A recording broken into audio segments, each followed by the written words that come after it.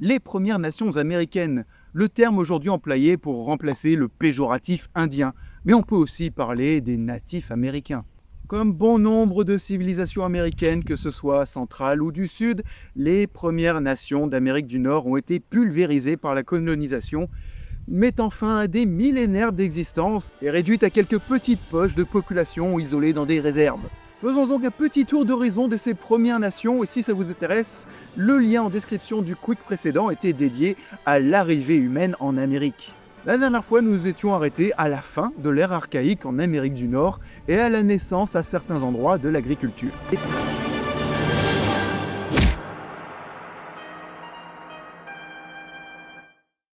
Entre moins 1000 et 500, on passe donc à l'ère formative, ou parfois selon d'autres classifications, on parle aussi de période sylvicole. Cette période est marquée par une progressive transformation des cultures nomades en cultures sédentaires, pratiquant l'agriculture, et du développement de céramiques plus sophistiquées qu'à l'époque archaïque. Mais attention, cette transformation ne concerne pas 100% des peuples nord-américains.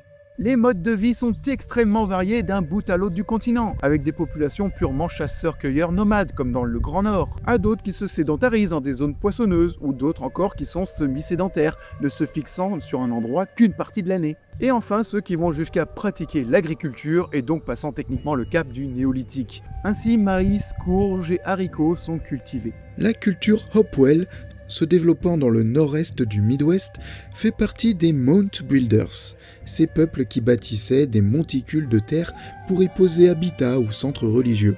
Au début de notre ère, leur sphère d'influence couvrait une large partie de l'ouest des États-Unis et jusqu'au Canada. Durant l'époque classique, entre 500 et 1200, les peuples du Mississippi, qu'on nomme aussi culture mississippienne, ont de véritables cités fondées sur une agriculture intensive.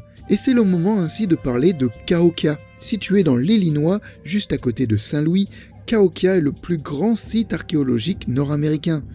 Elle est la plus grande ville fondée au nord du Rio Grande avant l'arrivée des Européens.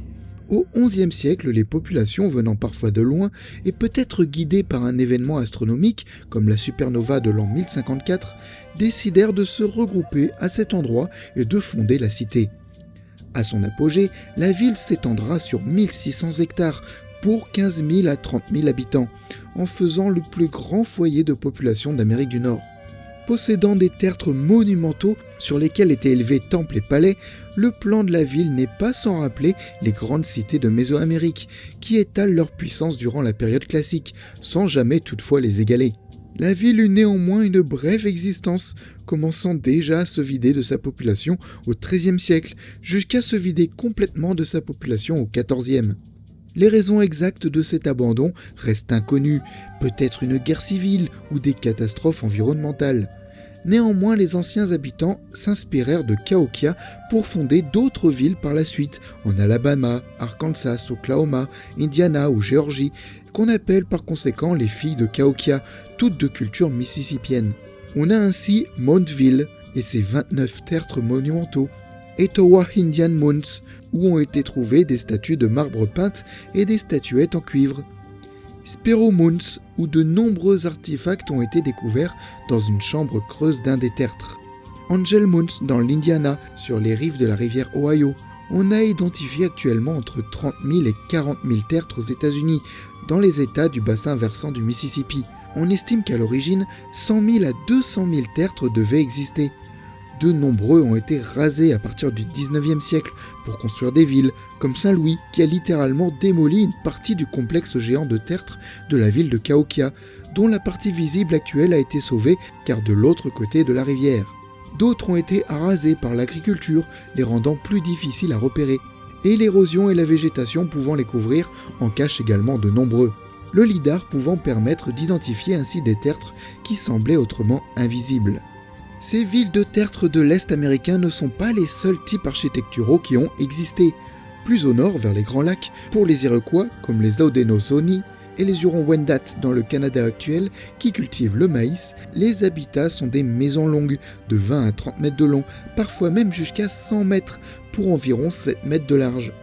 Le village contenant plusieurs maisons longues, parfois 30 ou 50, et était défendu par une palissade.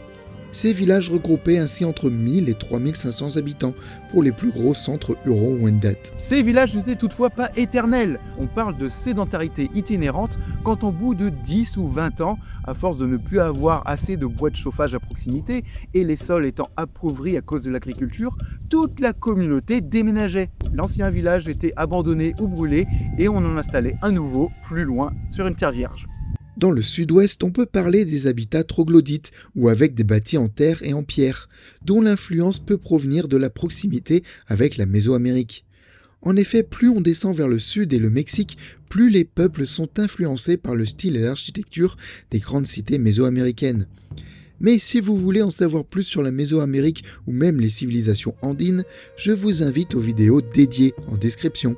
Ici, concentrons-nous sur les peuples qui sont dans les États-Unis et Canada actuels.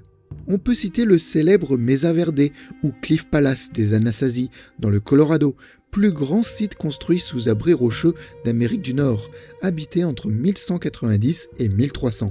La White House Ruin au canyon de Shelly dans l'Arizona sur les terres Navarro. Ou encore le Montezuma Castle, qui malgré son nom n'a rien à voir avec les Aztèques et ressemble à un petit immeuble encastré dans la falaise. Ou encore Montezuma Well, un trou d'eau dont la présence d'habitats autour et de canaux est attestée depuis le 7e siècle.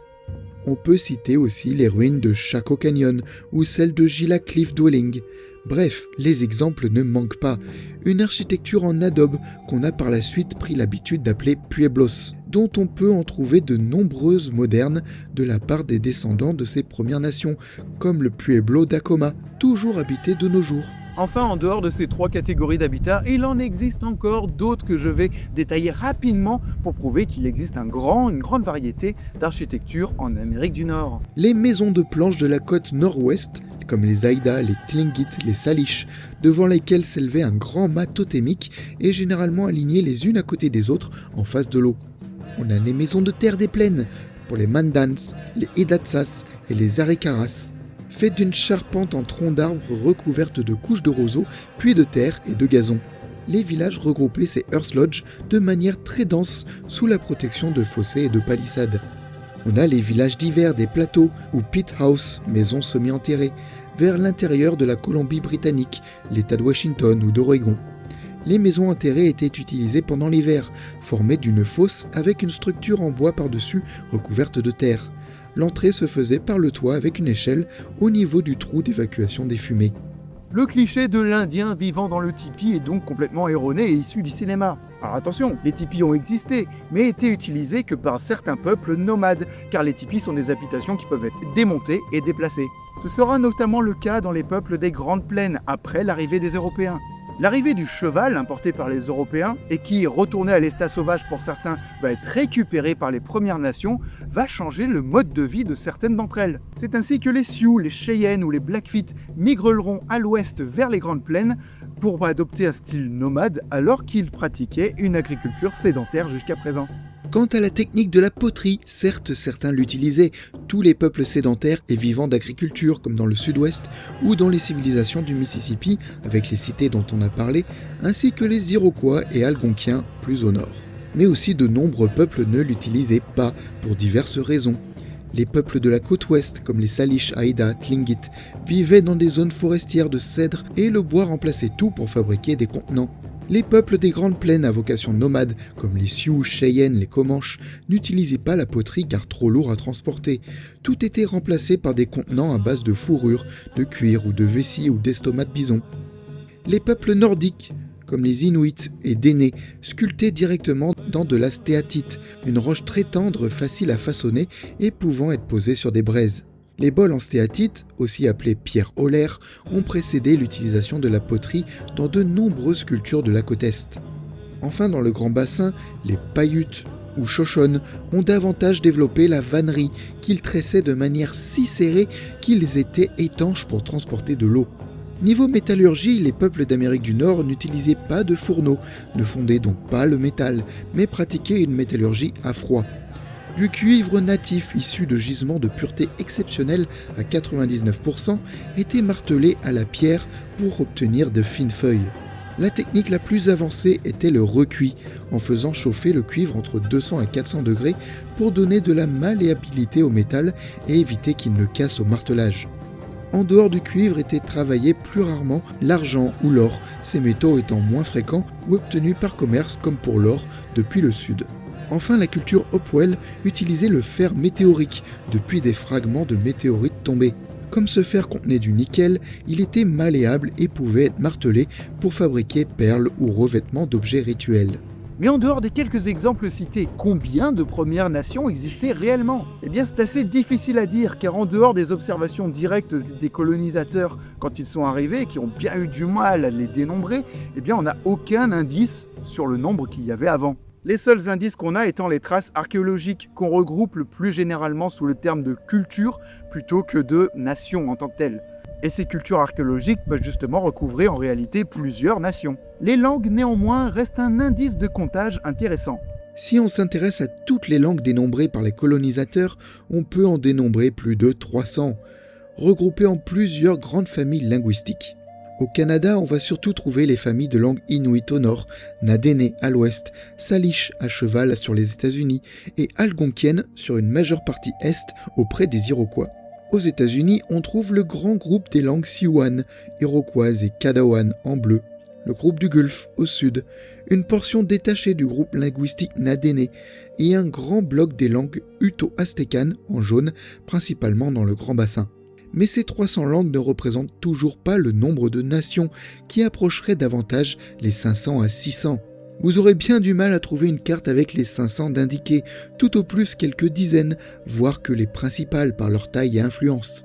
En prenant cette carte qui place quelques noms des peuples en 1776, on peut reconnaître plusieurs noms que tout le monde connaît, mais ne sait pas forcément localiser sur leur territoire. Les Haudenosaunee font partie des Iroquois.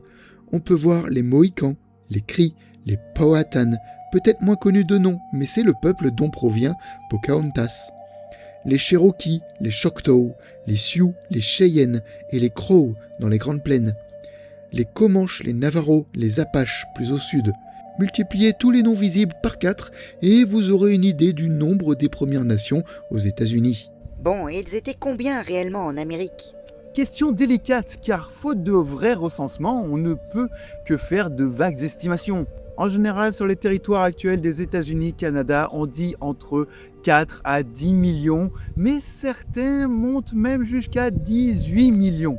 Et c'est encore très débattu, faute de preuves, ça ne peut être que de vagues estimations. Mais la plus grosse concentration de population en densité, environ les 2/3, se partage entre la vallée du Mississippi et le nord-est chez les Iroquois et Algonquiens.